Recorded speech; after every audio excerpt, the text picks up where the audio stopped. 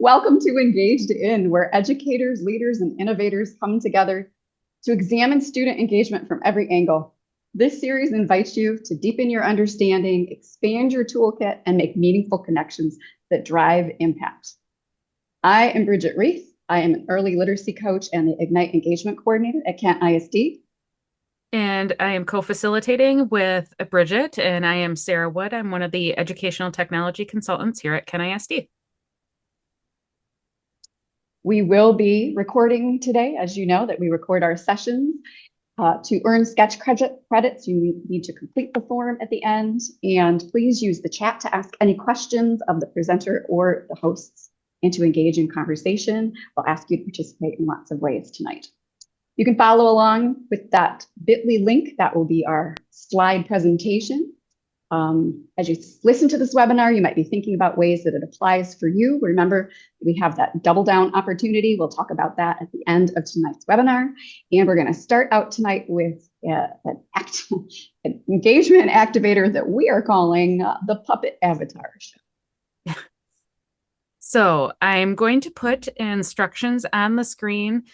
This may look different if you are on a mobile device. I'm showing you the screenshots in the process if you are on a computer of some sorts. So just know you might have to be looking in different areas for this. But one thing that Bridget and I sometimes do when we are presenting is that, there's those days where you just don't feel like showing your face on camera.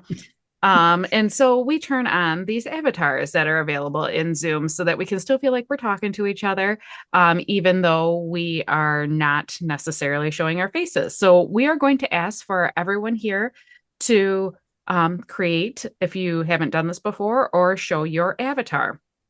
So on the lower part of your screen in Zoom, you will see the right arrow here that's right next to the video. And then you want to choose your avatar. If you've done this before, you can just choose show avatar. And that's how you kind of turn it on and off, is through that show avatar. But you can customize yours to however you wish to. And if your video is on, it will mimic your movement. And if you have your video off, it will just kind of sway back and forth and blink occasionally and act like your mouth is speaking if your audio is on. So we are going to encourage all of you to kind of explore the avatar settings, and we will know you are ready when you have your avatar up on the screen. So we're kind of living in this number 2 space here where we are kind of working on changing our avatar. And you can see on the right here is a screenshot of this. And I apologize, from trying this, I don't think I can show this process within my Zoom as I'm doing it because it only shows for me, even though I'm sharing my screen. So we'll give everyone a couple of moments to add their avatar as our activator here so we can really build those relationships. I realized I had to turn off my video because I was looking off my monitor on the side, and all of a sudden it just looked like I was giving side eye. So we didn't want that. So I just turned the video off. Oh, we've got Austin as a dog. I like that.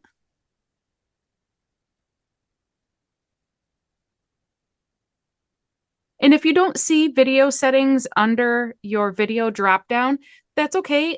Sometimes it might be if you're not signed into your Zoom account and you're just kind of coming in as a guest, or it could be a restriction if you have a Zoom account through your school. So if you're able to change your image, like I see that Mrs. Rogers has changed hers to an image, that's totally fine. We'll just give another minute here to wrap that up before we jump into our content today. But if you are still working on that, that is totally okay. And you can add yours at any time. Helps us feel like we're actually talking to people sometimes. You guys are such cute little animals. That doesn't sound right. I apologize. Your avatars are very cute little animals. Yes, thank you. Thank you. How's that? Perfect. Okay, I am going to. Love Oh, we have twins. I love it. that. I am going to turn my avatar off so that it's just showing myself here. But feel free to leave yours on. It's kind of fun looking off to my monitor on the side and seeing everyone's avatar there. So we are going to move forward here. Right. So if you've been with us before, you know that we are grounding each of the episodes of this series within the student engagement accelerators, a document, a foundational framework that has been put together here at Kent ISD. You may have seen these before. There are 5 major areas, 5 buckets, if you will, of ways that we can think about how to impact student engagement. None of these are brand new. These were collected over multiple years of research, both wider academic research and local student voice research. You are able to click on the webinar guide and get your own copy of these if you'd like to see them up close and personal. Today, we're going to be leaning into several of these. I wanted to just kind of remind you about that document and that we'll be seeding each conversation that we have within one or more of these accelerators. And I'm looking forward to seeing the ways that our EdTech team has put those into action. Sarah, what more do we need to know about that? I think we are good on that. I'm excited. This is kind of a unique position for me this evening. Normally, I'm co-facilitating with Bridget, and I'm doing that as we normally do, but I'm also one of our guest speakers for today as part of our EdTech team. So as we move forward, we're really going to be speaking about AI and how it's an amplifier for efficiency in your work that you're doing. But ultimately, we will keep on coming back to the student engagement accelerators, and most importantly, the human is part of that process. And so this is a quote we share very often because it really just speaks to the whole element of how the human is necessary in this AI world that we're living in. And I'll just quick read this. As artificial intelligence evolves, we must remember that its power lies not in replacing human intelligence, but in augmenting it. The true potential of AI lies in its ability to amplify human creativity and ingenuity. And so we often, like I said, talk about this being an amplifier. So tonight we're asking you to think about ways that you can use AI, maybe within what we're sharing or just within your own work to deepen your understanding, explore your curiosities, amplify your voice, and enhance your creativity. But do not let AI steal your voice or replace it.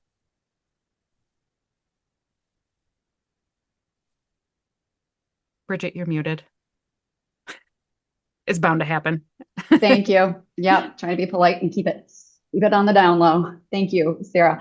I am so excited to introduce this team to you. They are truly a dream team. Our ed technology team here at Kent ISD are not only deeply knowledgeable, very proactive in being on the edge of the conversations that we need to have, but they are also some of the most fun people that you ever want to spend time with. So without further ado, if you want to advance that slide for me, Sarah, I want you to see there, when you're on the ed tech team, you get to have snapshots that look like this. So my headshot does not look as good as this. Not on the team. Those are us. Yes, they are you. Absolutely. They're phenomenal. So please join me in welcoming Keith Tramper, Sarah Wood, and Catherine Fredrickson, our educational technology consultants at Kent ISD.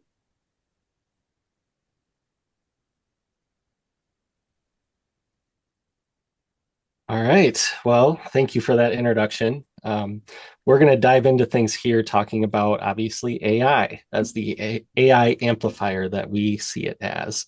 Our team's been doing a lot with AI and we've learned a lot of lessons with it. And I think the student engagement conversation is a really important one to have when we're talking about using AI or really any technology.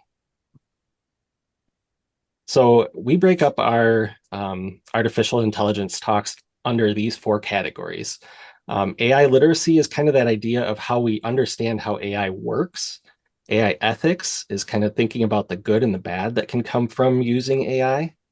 AI fluency is how we get what we want out of AI. And lastly, AI development is how we make AI, which you will see in a little bit here. And I just want to preface everything here around the idea of enduring skills. If you've ever interacted with the ed tech team here at CanISD, you've heard us probably talk about these ad nauseum. Computational thinking, digital citizenship, media literacy, and computer science. We're calling these enduring skills because if you have those skills in your foundation, any technology that comes your way, we're going to be able to adapt to.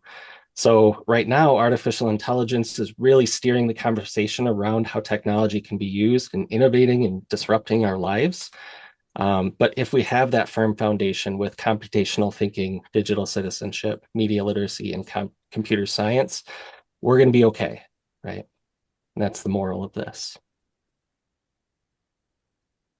So then taking those enduring skills that Keith just kind of talked through there, and how does this relate to student engagement? It comes back to that human in the loop, that you cannot do computational thinking, digital citizenship, media literacy, or computer science, engage in any of those skills or practices without having that human component. And that, even with us as adult learners, lies in having relationships, student-centered learning, having the right climate and environment for learning, having instructional moves, as well as asset-driven teaching, to all come back to that human in the loop as far as this goes, because those skills are not necessarily going to go away. They might change and look differently over time, but that will affect how we are teaching and internalizing our own learning. So we're going to get into those 4 different categories, teaching you a little bit about AI while we're demonstrating how the student engagement pieces can fit into it. So we're going to start with AI literacy. And this is a diagram that we use to kind of show the black box that is AI, right? If we don't understand how it's working, it just sort of feels like magic. So I'm going to give you just a quick rundown here, and we're going to focus in on the data for my little piece of the puzzle here today. So that training data that's at the top, all AI systems are built upon a massive amount of data. That data can be text or images or videos, audio, code, or really any kind of media, right? And the more of it and the more specific that data is, the more diverse it is, the better your system will ultimately work, okay? What AI does is it's taking that training data and using a process called machine learning to find the patterns inside of that training data set. It's making algorithms and rules about how pieces of information in that training data set connect from one thing to another. And in the case of generative AI, we're calling that deep learning because there's layers upon layers upon layers of these connections that it makes. So it's a very, very complex algorithm that we call a neural network. Okay, so that's our AI model. If you hear that term thrown around, that's our neural network. It's essentially the brain that shows how different concepts and patterns connect to each other inside of that data set. Okay, from there, that data gets used, that neural network gets used by us as humans, putting in our input, asking AI to do things for us, and it generating different original artifacts. Okay, so that's the quick rundown that I'm going to give you. There's obviously a little bit more to it, but we're going to focus in on the data for the next part of this activity. So I'm going to put you in the role of being a data detective. Okay, I'm going to give you a scenario here where we're going to be called in to work with a team that has developed an AI art generator. They took a whole bunch of data from the internet, they scraped it, and gathered a whole bunch of portraits, about 1 million of them, from social media and around the web. Most of them, because the team speaks English, they were pulling from English-speaking websites. Most of the things they were pulling were adults and had light-skinned individuals. And they called us in because the developers say that it's diverse enough for a tool to work. Okay. So up in the top right corner where Sarah's kind of hovering her mouse, you can scan that QR code I would recommend you do it on your laptop though, because it works a little bit better there. This is a little tool that Sarah actually vibe coded. So she developed an AI tool alongside of AI to get you engaged in this activity. Now, what you're going to do is I'm going to turn you loose. You're going to review the information that's in here. So you've got a data snapshot, a little overview, and a small activity to kind of parse out the things that you're learning. If you think about a detective board, um, pinning things to different categories, try to figure things out. And we'll know you're done at the bottom by you submitting a reflection. Okay. I'm not going to give you a ton of time because we don't have a ton of time to work with, but we'll have about 3 minutes to kind of digest the information that's here and categorize things and start to think about that last question that's there. Okay. So I'm going to have Sarah go back and start the timer.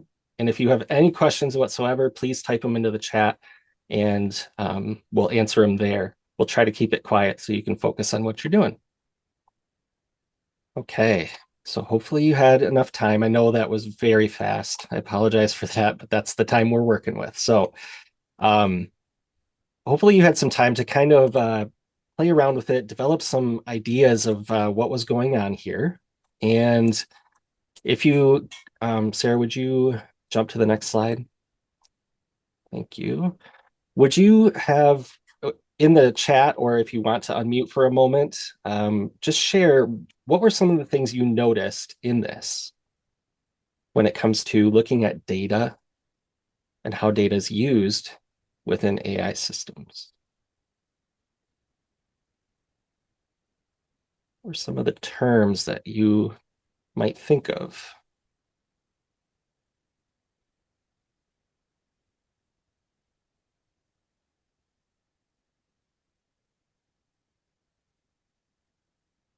Embrace the silence.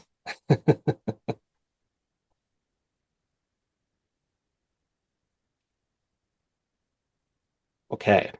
I'm going to ask Sarah and Catherine and Bridget then. What were some words that came to mind as you were exploring this idea?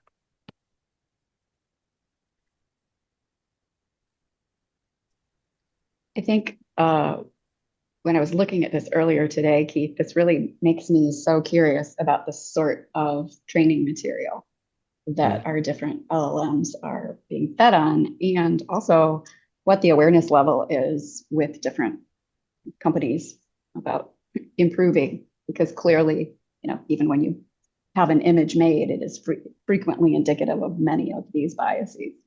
Yeah. So much of what we produce in AI systems is based on that training data. Yep. Sarah, you're muted. Naturally. I guess building on what Bridget said there too, it makes me think because in that scenario, it was said that the data was diverse enough. Who is determining if the training data is diverse enough and that it's being used in ethical ways, that it's representing a diverse population? Yeah, So even absolutely. before it's there, who's making the decisions? Mm-hmm.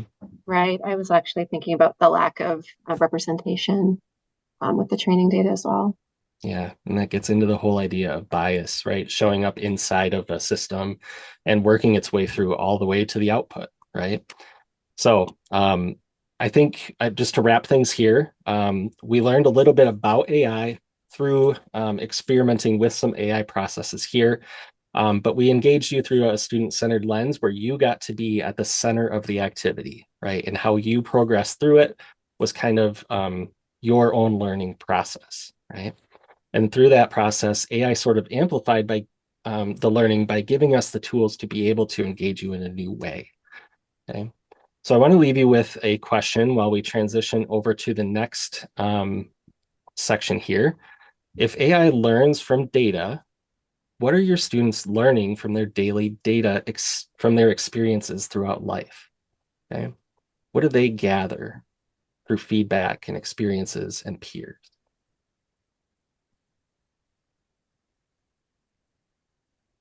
With that, I will turn it over to Sarah. All right. And if you are still reflecting on that, feel free to put your response in the chat. We love hearing your perspectives because it broadens our perspectives, which really leads us into AI ethics. So Keith really kind of teamed us up for this. And so we're going to kind of try and boil AI ethics into one slide. It's impossible to do, but here we are going to try this. So if we are talking about ensuring that AI systems are ethical and our use of them is open, fair, and accountable, we need to make sure that there's a lot going on behind the scene. And you might be thinking like, oh, I didn't actually create the system. I'm just using the system.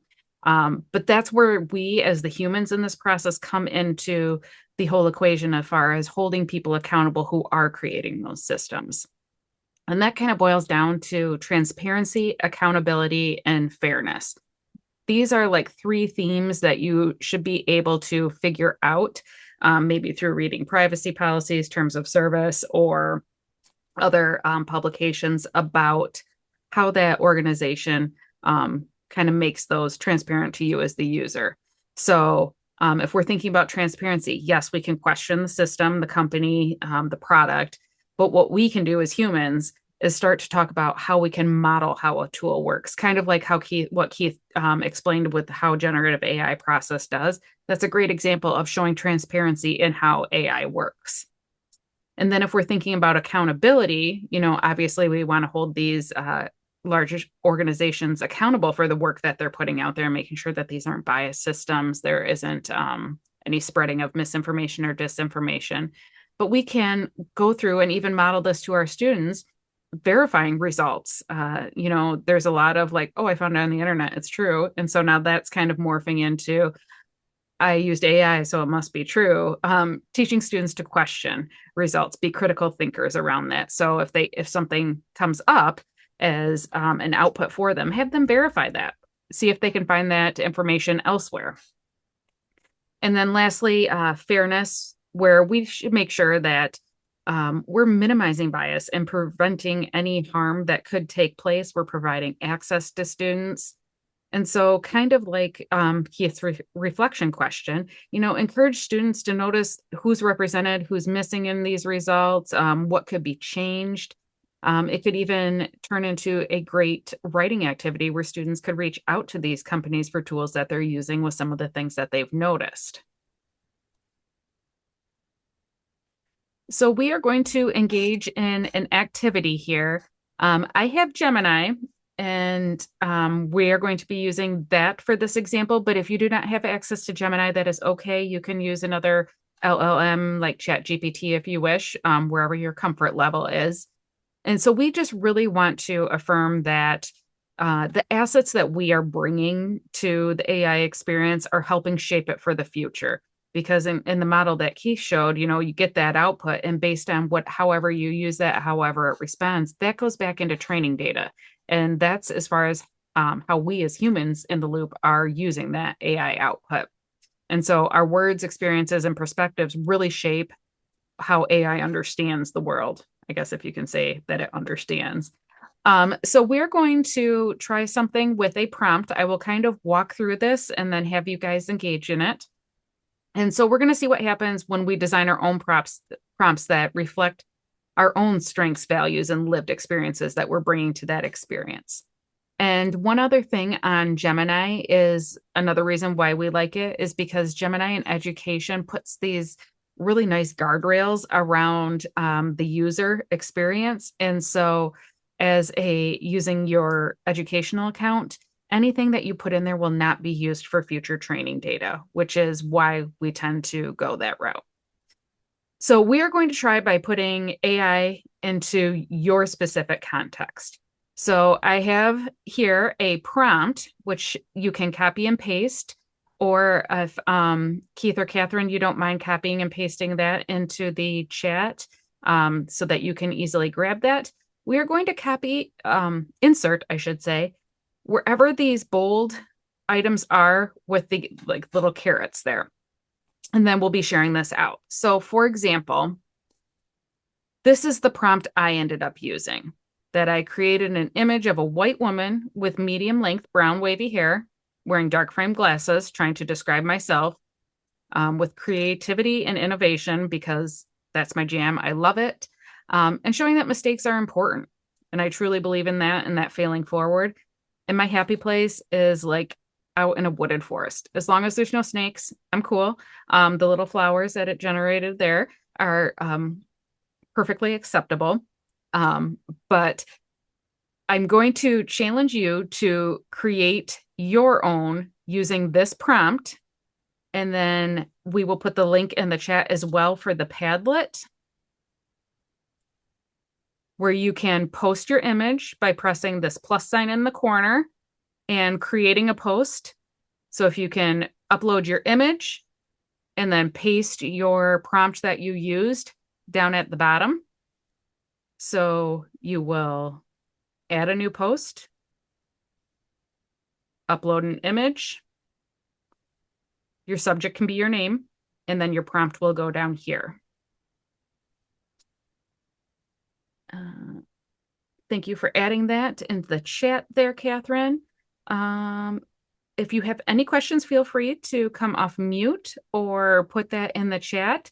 Our goal is for you to experience creating a image from a prompt that really leans into your assets as a learner in this scenario. So I will set the timer for 3 minutes again. And go ahead and have fun.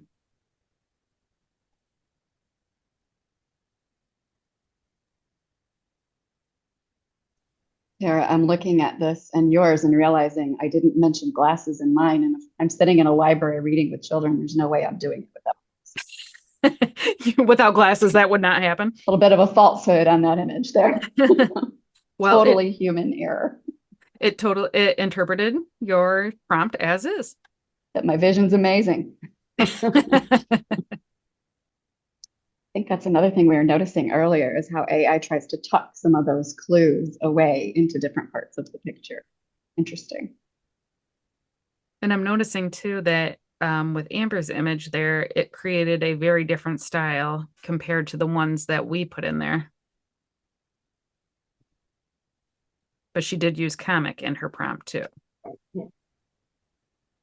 So we have about 30 seconds left. And yes, we know we are speeding through this, and this is not normally what we would do when we're learning. We'd give you that time to explore and try things out and ask questions.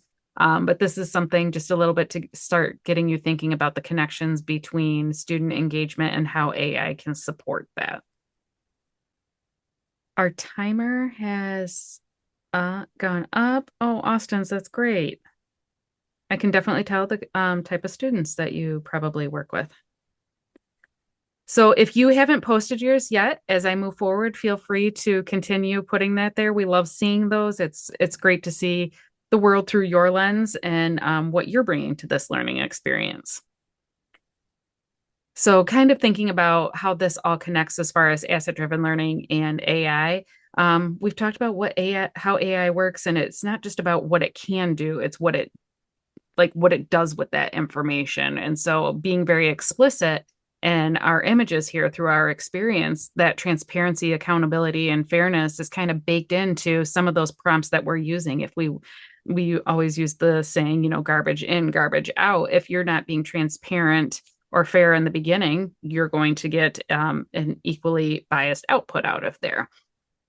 And so what this really leans into is those human strengths that you're bringing, not just to this learning here tonight, but as a user of AI, as you are also a contributor, not just a consumer. So every time you're using that information, especially outside of that Google Workspace environment, could potentially be used as training data for the future. And so we kind of have that ethical obligation to be best stewards of AI use in that way. And so this really helps us explain kind of like the why of things happen and how they are in AI, and how it can become, in this scenario, AI can become a lens for empathy and how you use it, not just always efficiency, and that our reflection on what we are doing can impact the future. So I'm going to leave you with a question. Feel free to put this in the chat before we move on, but how might you bring students into conversations about AI ethics and responsibility? So just kind of ponder on that and put your response in the chat as I hand this over to Catherine. All right, we are now moving into our AI fluency, and one of our favorites is the prompt engineering. So on the next slide, we like to divide this into 4 different strategies. And the first one is providing that context and giving a model, who it is and what's happening. So giving it a role. And then providing examples, showing the model what you want through the examples and make sure they're clear. And then guiding the thinking process, just shaping that model's thinking before it responds. And then the end here where it says providing the format, this is where that human component comes in and controlling that format and structuring that final answer that comes out. We like to use the prepare framework. And so what we're going to do is go through this, and then we'll utilize this in a minute or two. So when we talk about the prepare framework, we start with the prompt, introducing that task, giving it a role or a focus, whether you're an educator or a consultant, being explicit and providing instructions, and then setting those parameters for the structure that you want for your response. Asking it to give you follow-up questions. Maybe you didn't specify enough, or you wanted to say, judge this response. Rating it and suggesting improving some areas of growth, and then a tone for the response. So the voice that you want it to give, maybe a professional tone or maybe a friendly tone that goes along with it. So what we're going to do is we're going to focus on the prep of the prepare. And here are some examples of what that would look like with each of these 4, the prep. So with the prompt, we're going to introduce the task. And so initially, we're going to describe a cafeteria lunch of pizza, corn, and applesauce. And we want that in a brief paragraph. And if you're familiar with Davis, the big dog on TikTok, that will be our role. So he is a middle school food critic. And then we're going to provide instructions. So what that will look like is we want to rate our food choices and giving it in a 1 to 10 scale. And then the parameters. So giving one brief sentence for each of those lunch items. So what we're going to do is what we did was copy and paste those 4 in that column there. Thank you. And then what we did was put that in Gemini. And you'll notice it'll look more like a paragraph when you add it in there. When you hit that enter, you're going to get your output. So, yo, dogs, it's Friday, which means one thing, pizza day. And so as you go through that output, you're going to see we've got ratings, we've got some explanations of what each one looks like. The canned corn was surprisingly sweet and watery, but at least it provided a nice pop of color and crunch. So it's pretty descriptive. So looking at that, you'll be able to judge whether or not that output is what you want and put that final tweak on it. So what we're going to do next is we are going to give you about 3 minutes to describe a snow day. So you want to introduce that task, right? Give it a role. Who are you, or who is the AI? And then give some instructions.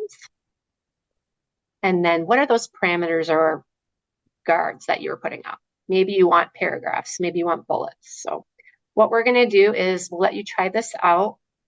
3 minutes on the timer. And then input that into Gemini and see what you get. So if you copy and paste those 4, after you put those 4 in, add that into Gemini, and then see what your output will look like, depending on your parameters. And we'll give you that time.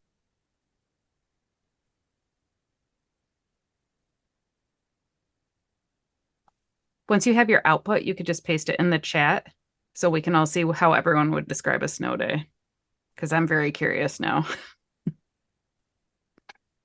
I want to know if they're going to be like the student or the teacher or someone else. Or the person making the call. Mm-hmm. I can actually form that image in my head. Sounds like something a Hallmark show would have. And we planned this well before the snow that was taking place, so it's very timely, especially depending on where you're joining us from. Thank you, Mrs. Rogers. Escaping the Yeah, tragic fate of grading your latest essays. different tone to that one for sure.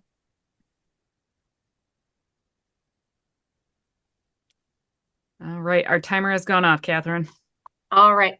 So in making those, pulling it all together and connecting that AI with our instructional moves, we know that, when you put in the better prompt you have, the better result you'll get. So we want to have a lot of explicit prompting, including those descriptions. And then it's just knowing how to prompt it properly, right? What to put in.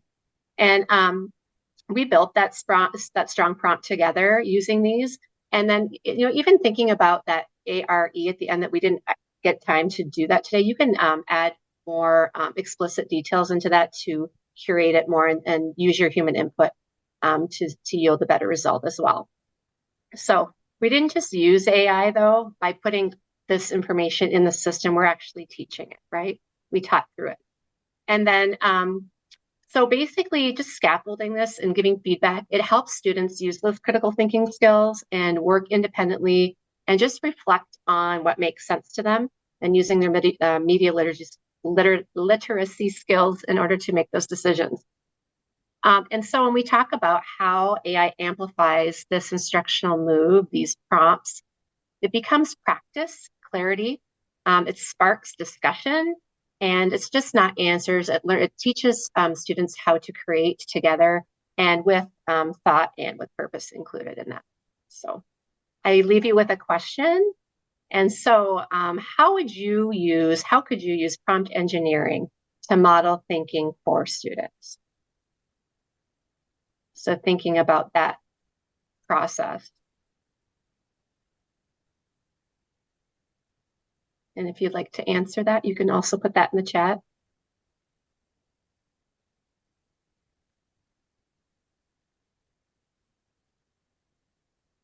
All right, moving forward here. Our fourth pillar that Keith described at the beginning, we started off with AI literacy. Keith shared about that. I shared about AI ethics. Catherine shared about AI fluency. Our fourth pillar is AI development. And due to the time constraints of this webinar, we knew the time that would take to really do justice to AI development where you're actually creating something would be its own whole webinar. So we're just going to leave you with information around this and some opportunities and risks that AI kind of leaves us with having to make with that human in the loop and deal with. So we left those slides in there in that same format that we've been using this evening. So feel free to check those out if you would like. But then as we're kind of bringing this all together, the pillars that we talked about with student engagement, and how does that AI amplify learning in that case? And so this is a very broad overview. This is not a one-to-one correlation by any means. Like student-centered learning is not always tied to AI literacy. Like it's sprinkled all throughout all of these. You could use any of these student engagement accelerators with any of these pillars. This is just how we mapped this for this evening for the examples that we were sharing with you. And you can kind of learn how AI amplifies learning through that lens. So we're just going to leave you with that information there. And then when we're talking about the engagement accelerators alone, here are all the things that took place, some of those moves that took place. So for examples, like we really worked on relationships at the beginning through the activator activity. So I wonder if Austin actually likes dogs, or maybe pandas are our best favorite animal. It's just kind of a way to spark curiosity around those that are in the room. We encourage you to use the chat and create and share things. So all of that information is there for you if you're curious on where that showed up, because there were more intentional moves that were made beyond just what we showed. I want to revisit one of the thoughts from the very beginning when Sarah talked about AI as an amplifier. Excuse me. And if you look back at the slide just before this, Sarah, if you would go back one, I want you to think about when you're using AI, thinking about the ways that you can use it to amplify each of these different accelerators. So we're amplifying and accelerating learning, right? So watch for those ways. Don't just use it to stick to making yourself more efficient. That is powerful and a very good thing for us right now in education. But don't stop there. Look for using AI to amplify those relationships, the asset-driven teaching, and all the other engagement accelerators. So out of all those accelerators that we just touched on, which one resonated most with how you experienced learning today? Maybe one of those activities kind of sparked something in you and it resonated the most with you. So what was your experience today in your learning? And you can put that in the chat as well. We understand this is a lot to take in because not only are you learning about student engagement, you're also learning about AI and how that fits into that conversation. And depending at where you are in your AI learning process, it might have been a lot for you to take in tonight. And we recognize that, but hopefully it's piqued some ideas that kind of get you thinking about that. Just due to the sake of the time, we will still encourage you to put that in the chat. We're really curious at which of those student engagement accelerators really resonated with you today. But I will turn that over to Bridget at this point. Yeah, and please keep those reflections coming. We're able to see, thank you, both McKenna and Amber, for those. Continue to do that. Also, we're going to open this up for questions. This could be something that you put into the chat, or feel free to unmute yourself and you can speak as your avatar or as yourself, whatever you're more comfortable doing. But this is an opportunity. Can I ask a question to start with? We'll allow it. Will you allow it? Okay, thank you. So I'm curious, when I use a tool, whatever it might be, where do I look to find out what their transparency presence is?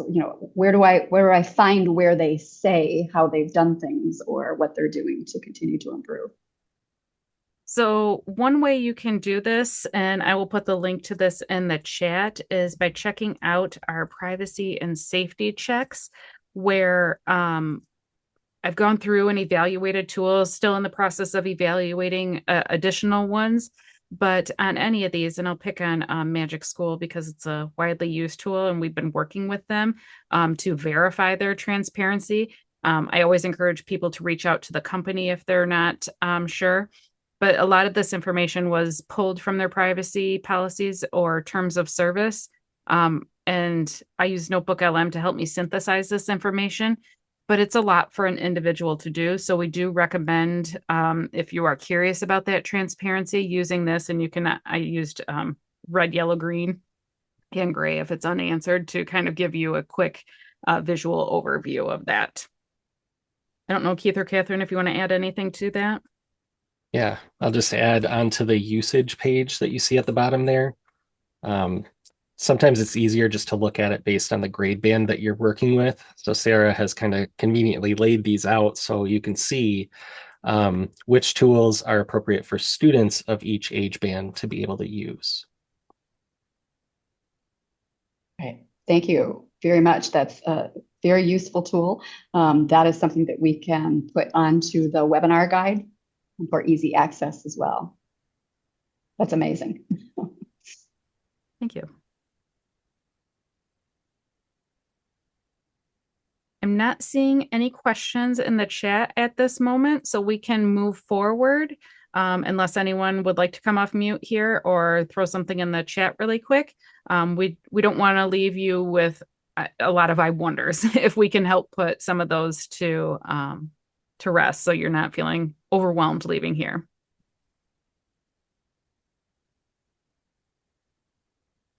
All right, so moving forward, if you do wish to receive a sketch credit for tonight's webinar, please make sure that you are putting in that form. Remember, you have until Friday, May 23rd, but we don't recommend that you wait that long.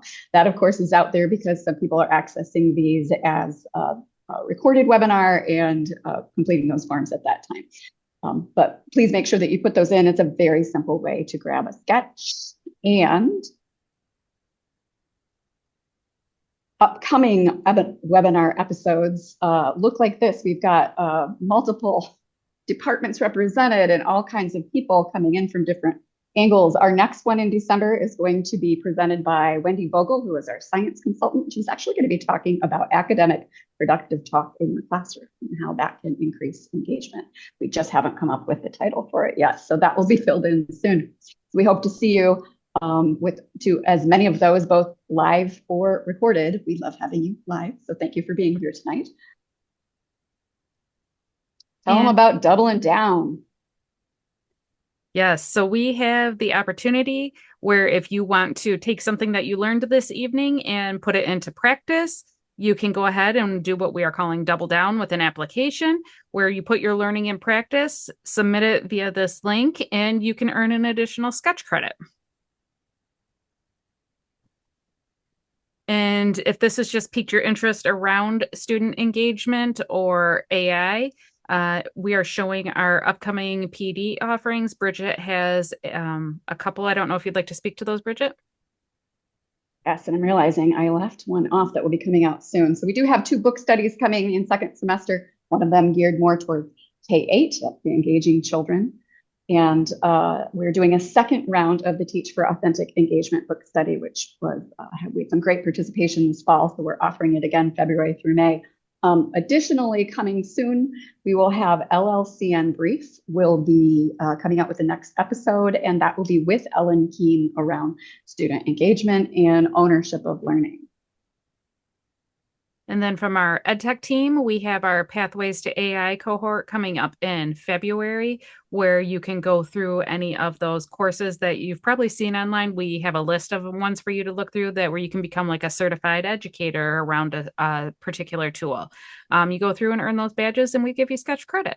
So pretty easy. And then if you are intrigued more about the student engagement connection with AI, EdTech Cheer, which has already started, but you can still join through the end of the month. That is asynchronous and virtual. So plenty of time to catch up on that, but really digs deeper into the connections between each student accelerator and how AI can support that. And then we have our save the date of our Can I SD AI Summit coming up. We just don't have it live where you can register at this point, but that will be coming soon. Yeah. And if you are a Kent County educator, our teams are starting to work with district teams around student engagement initiatives. So if that is something that sounds interesting to you, or if you think somebody in your building should know about that, please feel free to share that information, reach out to one of us, and we can explore some options about what that might look like where you work. And thank you everyone for being here this evening.